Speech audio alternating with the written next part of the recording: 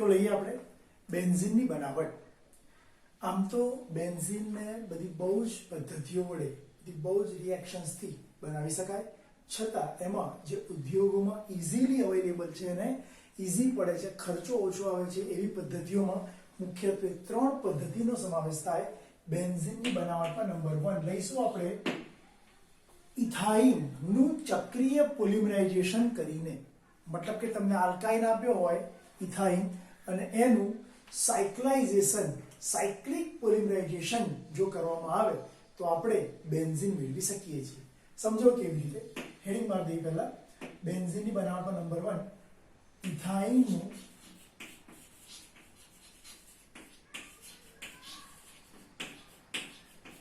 ચક્રીય પોલિમરાઇઝેશન. ઇથાઇનના ચક્રીય પોલિમરાઇઝેશન દ્વારા આપણે બેન્ઝીન બનાવવા માંગીએ છીએ. અહીંયા હું ઇથાઇનનો એક અણુ આ ટાઈપનો લખીશ, અહીંયા એક અણુ CH ટ્રિપલ બોન્ડ CH આ ટાઈપનો લખીશ અને એક અણુ આ ટાઈપનો લખીશ. ઇથાઇનના કેટલા લીધા ને? 3 અણુ લીધા. ઇથાઇનના 3 અણુ. રક્તતપ્ત લોખંડની ટ્યુબ, રક્તતપ્ત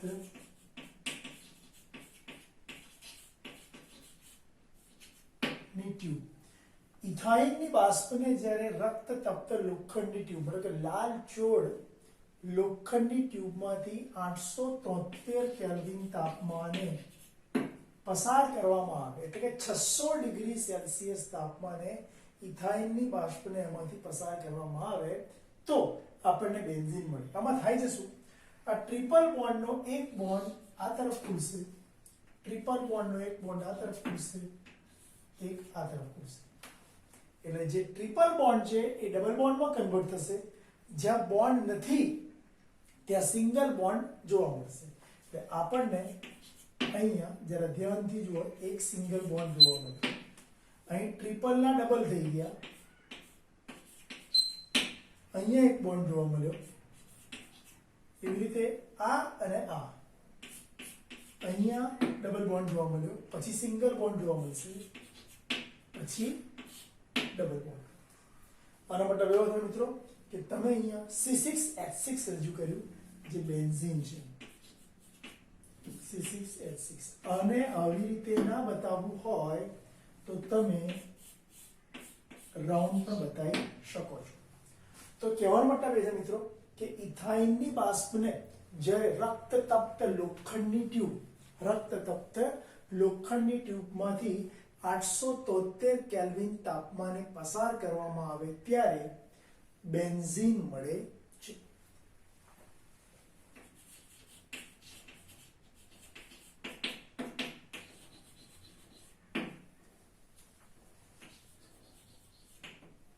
સેકન્ડ નંબર આવશે બીજી એક રીત. ઇથાઇન એમાંથી બેન્ઝીન લાયા, હવે બેન્ઝોઇક એસિડમાંથી બેન્ઝીન લાવીશું. મિત્રો બેન્ઝોઇક એસિડમાંથી બેન્ઝીન લાવવો હોય તો તમારે COOH ને દૂર કરવો પડે.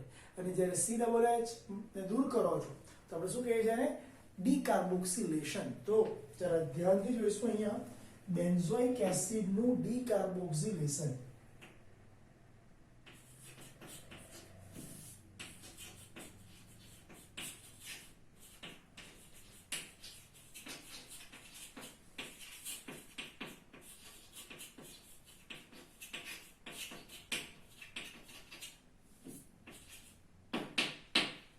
બેન્ઝોઇક એસિડના ડીકાર્બોક્સિલેશન દ્વારા. ઓકે, હવે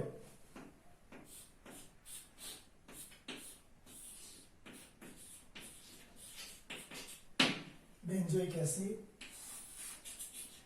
પ્રક્રિયા કરવા જઈ રહ્યો છું સોડા લાઇમ સાથે NaOH અને CaO મિક્સર. મિત્રો યાદ રાખીશું NaOH અને CaO નું મિક્સચર સોડા લાઇમ તરીકે ઓળખાય. જ્યારે તમે બેન્ઝોઇક એસિડને સોડા લાઇમ સાથે ગરમ કરો છો ત્યારે બરાબર, કાર્બોક્સિલિક એસિડ નો OH NaOH ના H સાથે રિમૂવ થશે અને આ O એની અંદર એટેક કરશે એટલે મળશે આપણને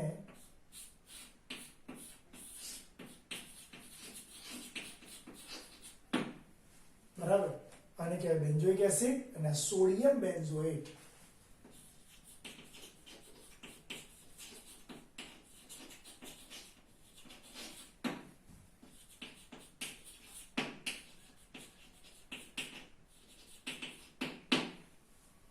મિત્રો સોડિયમ બેન્ઝોઇટ બની ગયા બાદ જો ફરીથી આપણે અંદર સોડા લાઈમ નાખીશું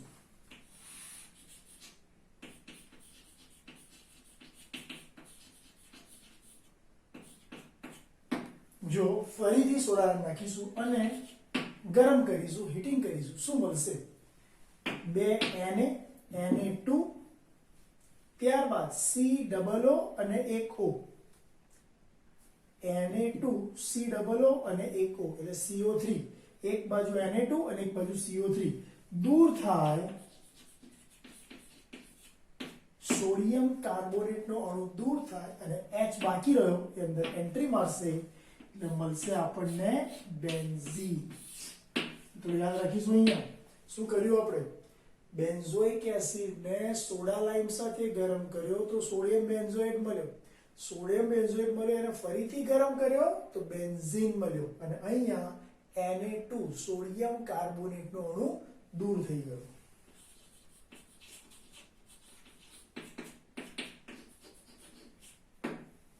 બરાબર,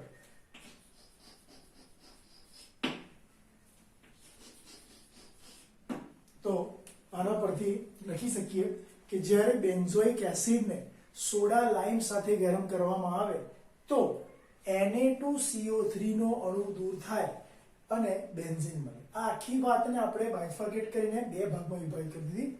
પહેલા લખીશું કે બેન્ઝોઇક એસિડને જ્યારે સોડા લાઇમ સાથે ગરમ કરવામાં આવે તો પ્રથમ તબક્કામાં સોડિયમ બેન્ઝોએટ પ્રાપ્ત થાય અને જો ફરીથી વધુ પડતો સોડા લાઇમ ઉમેરીને ફરીથી ગરમ કરવામાં આવે તો Na2CO3 નટુકો3 નો અણુ Na2CO3 નો અણુ દૂર થઈને બેન્ઝીન પ્રાપ્ત થાય.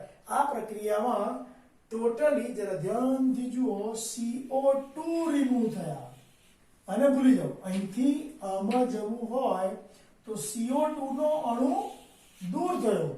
જ્યારે પ્રક્રિયામાંથી CO2 નીકળી જાય એ પ્રક્રિયાને આપણે ડીકાર્બોક્સિલેશન કહીએ છીએ. તો મિત્રો બેન્ઝોઇક એસિડના ડીકાર્બોક્સિલેશન થી આપણે બેન્ઝીન બનાવ્યો કહેવાય. તો આ પ્રક્રિયાને ડીકાર્બોક્સિલેશન તરીકે ઓળખવામાં આવે છે. ત્યારબાદ થર્ડ રિએક્શન જેને કહેવાય ફિનોલના રિડક્શન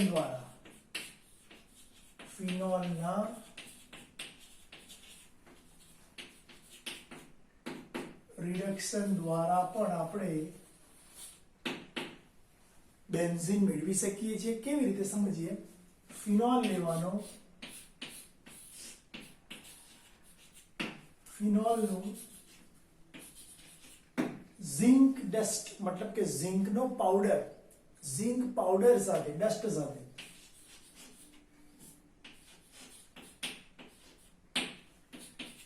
ફિનોલને ઝિંક ડસ્ટ સાથે ગરમ કરવામાં આવે તો ઝિંક ઓક્સાઇડનો અણુ રિમૂવ થાય. ઝિંક ઓક્સાઇડનો અણુ અને H અંદર દાખલ થાય, બેન્ઝીન પ્રાપ્ત થાય. જે પ્રક્રિયામાં ઓક્સિજન દૂર થાય એને આપણે શું કહીએ છીએ? રિડક્શન. તો તમે શું કર્યું? આ ફિનોલનું રિડક્શન કર્યું. ફિનોલનું ઝિંક ડસ્ટ વડે રિડક્શન કરવામાં આવે તો ઝિંક ઓક્સાઇડનો અણુ દૂર થઈને બેન્ઝીન પ્રાપ્ત થાય છે. આ પ્રક્રિયા દ્વારા પણ તમે બેન્ઝીન મેળવી શકો છો. તો અહીંયા ત્રણ આપણી પાસે હેડિંગ આયા. નંબર 1 ફિનોલની બનાવટમાં ત્રણ હેડિંગ. નંબર 1 ઇથાઇનનું ચક્રીય પોલિમરાઇઝેશન કરીને બેન્ઝોઇક એસિડના ડીકાર્બોક્સિલેશન દ્વારા અને ફિનોલના રિડક્શન દ્વારા આપણે બેન્ઝીન મેળવી શક્યા. એમાં ઇથાઇનની બાષ્પને જ્યારે રક્ત તપ્ત લોખંડની ટ્યુબમાંથી 873 કેલ્વિન તાપમાને પસાર કરવામાં આવે તો ચક્રીય પોલિમરાઇઝેશન થઈ બેન્ઝીન પ્રાપ્ત થાય છે. સેકન્ડ નંબર, બેન્ઝોઇક એસિડના ડીકાર્બોક્સિલેશન દ્વારા જ્યારે બેન્ઝોઇક એસિડની સોડા લાઇમ એટલે કે NaOH અને CaO બેન્ઝોઇક એસિડની સોડા લાઇમ સાથે પ્રક્રિયા કરવામાં આવે તો સૌપ્રથમ સોડિયમ બેન્ઝોએટ મળે છે અને સોડિયમ બેન્ઝોએટ મળી ગયા બાદ જો ફરીથી સોડા લાઇમ સાથે પ્રક્રિયા કરવામાં આવે તો Na2CO3 નો અણુ દૂર થઈ બેન્ઝીન પ્રાપ્ત થાય.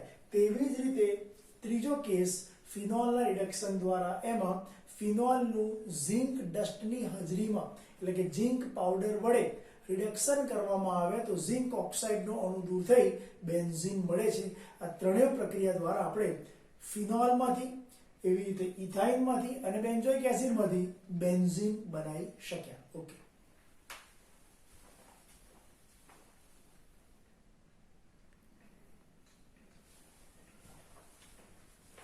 મિત્રો એક નવો પોઈન્ટ સમજીએ, સ્થાન નિર્દેશક અસર. અને આ ટોપિક સમજતા પહેલા આપણે એક કામ એવું કરીએ કે બેન્ઝીનમાં જ્યારે એક સમૂહ જોડાય મતલબ કે એક જ સમૂહ જ્યારે અંદર એટેચ હોય ત્યારે આપણે શું કહીએ છીએ, બે સમૂહ એટેચ હોય ત્યારે શું કહીએ છીએ એ સમજૂતી આપી અને પછી આપણે આગળ વધીએ. ચલો, બેન્ઝીનમાં આપ સૌ જાણો છો એ મુજબ 6 કાર્બન અને 6 હાઇડ્રોજન રાસાયણિક દ્રષ્ટિએ સમતુલ્ય છે.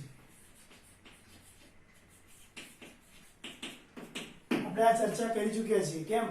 કેમ કે આપણે બોલ્યા હતા કે આણ્વીય કક્ષક વાદળને આધારે એટલે કે અણુ કક્ષક સિદ્ધાંતને આધારે બેન્ઝીનમાં 6 ઇલેક્ટ્રોન ક્લાઉડ એ વલયના ઉપરના નીચેના ભાગમાં સતત ઘૂમે અને એવી રીતે ઘૂમે કે જેથી દરેક કાર્બન પર વીજભાર સમાન આવે. માટે આપણે બોલ્યા હતા કે બેન્ઝીનમાં 6 કાર્બનની ગુણવત્તા સમાન.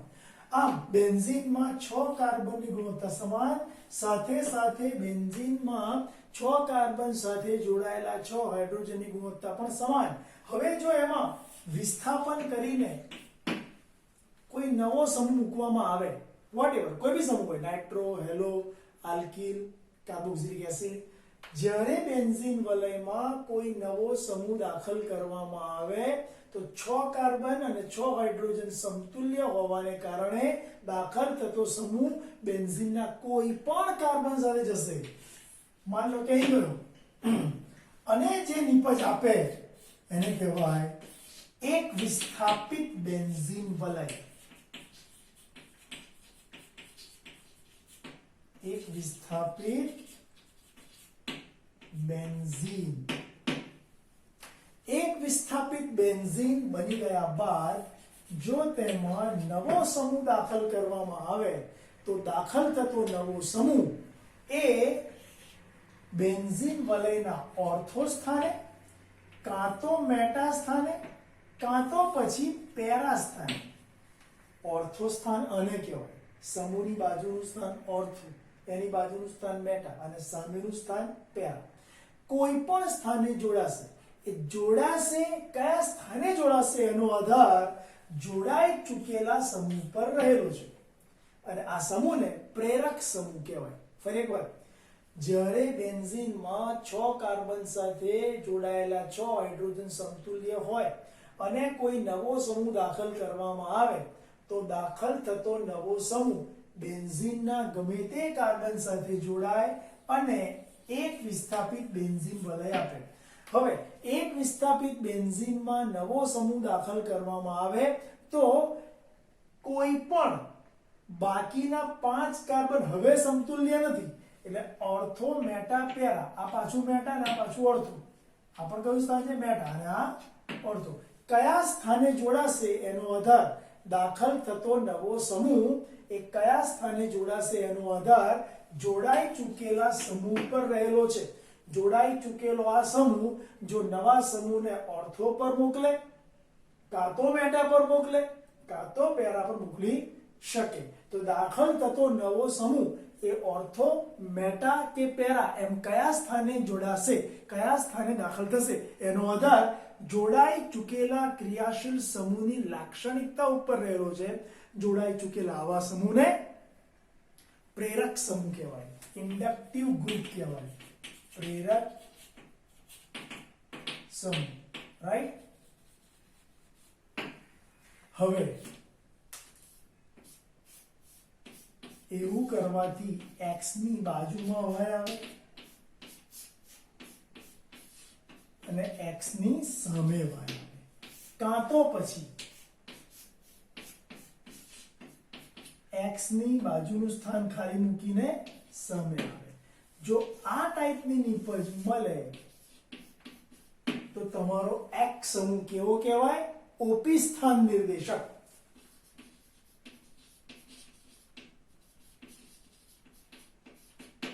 અને જો મેટા સ્થાન પર નવો y મળે તો મેટા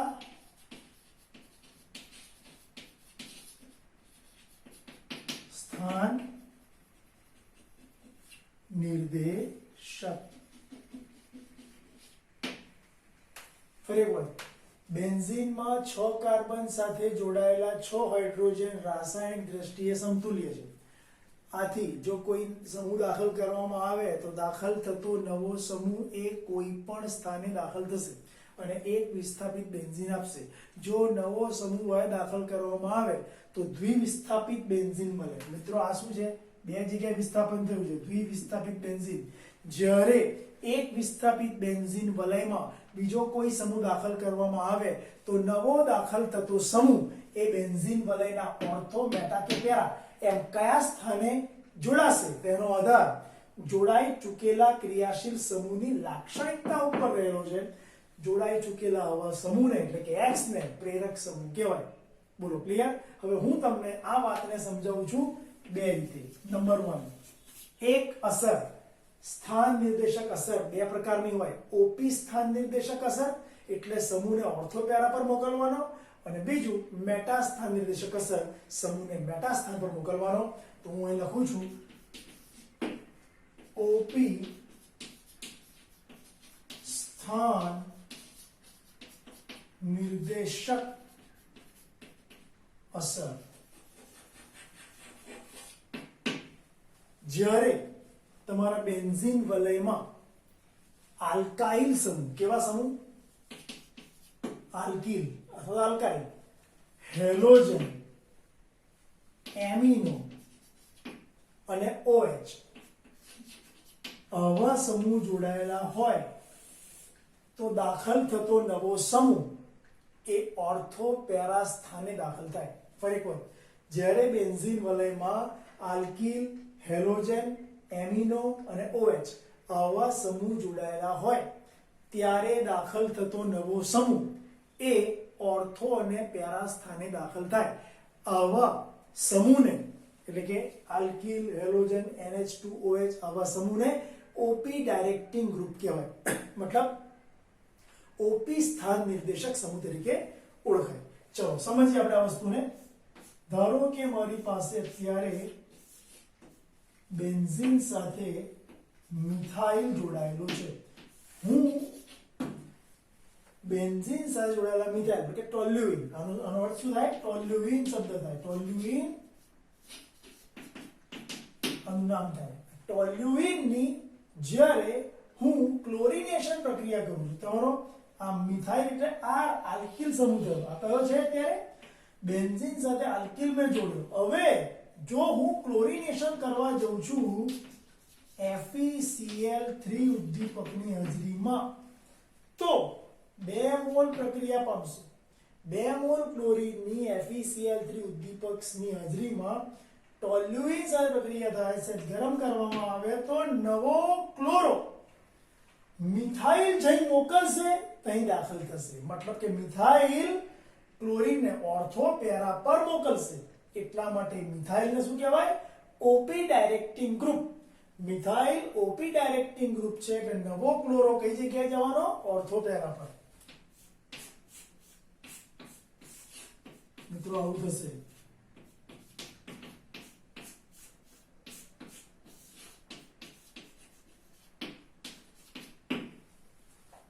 ઓ ક્લોરોટોલ્યુઇન, આ ટોલ્યુઇન છે. આટલો પાર્ટ શું છે? ટોલ્યુઇન. અને કયા સ્થાન પર ક્લોરો છે? ઓર્થો સ્થાન પર.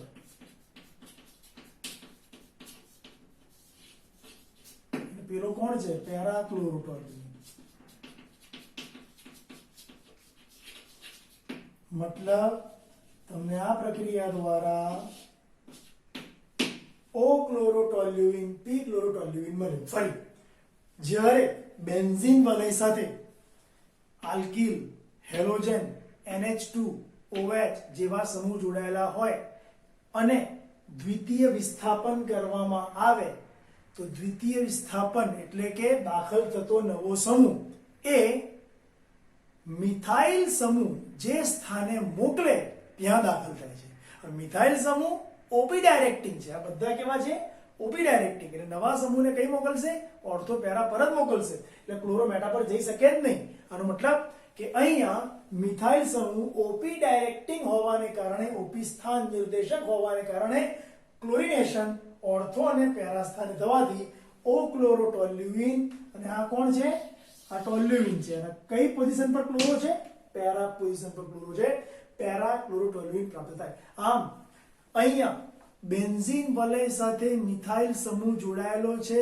મિથાઇલ સમૂહ ઓપી ડાયરેક્ટિંગ હોવાને કારણે નવું ક્લોરિનેશન જો કરવામાં આવે તો તે ઓર્થો પેરા પરત થાય. માટે આવા સમૂહોને આલ્કિલ, હેલોજન, NH2 માટે આવા સમૂહોને શું કહેવાય? ઓપી સ્થાન નિર્દેશક સમૂહ. અને આવી અસરને શું કહેવાય? ઓપી ડાયરેક્ટિંગ ઇફેક્ટ, ઓપી સ્થાન નિર્દેશક અસર. મિત્રો આવી રીતે મેટા સ્થાન નિર્દેશકની વાત કરીએ આપણે. મેટા સ્થાન નિર્દેશક અસર એમાં શું કરીશું?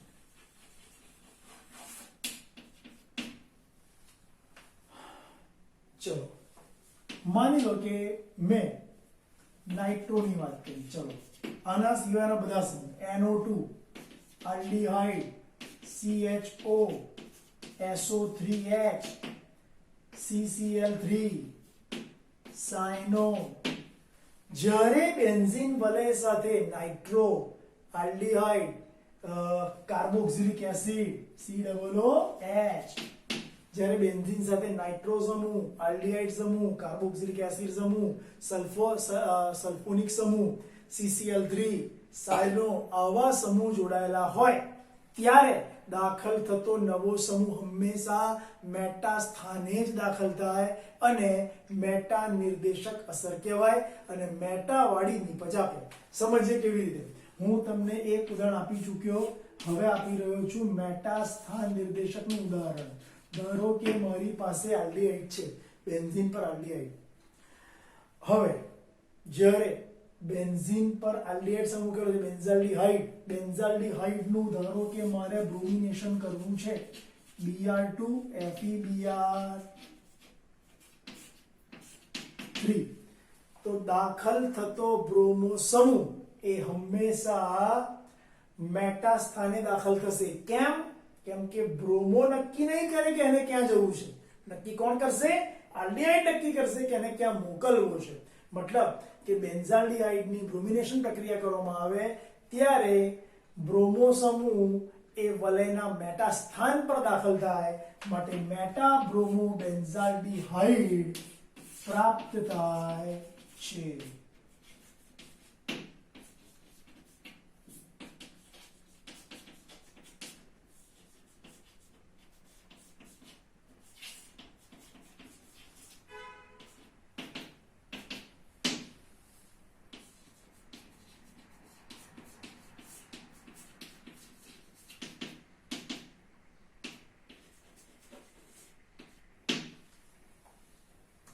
અહીંયા શું કર્યું?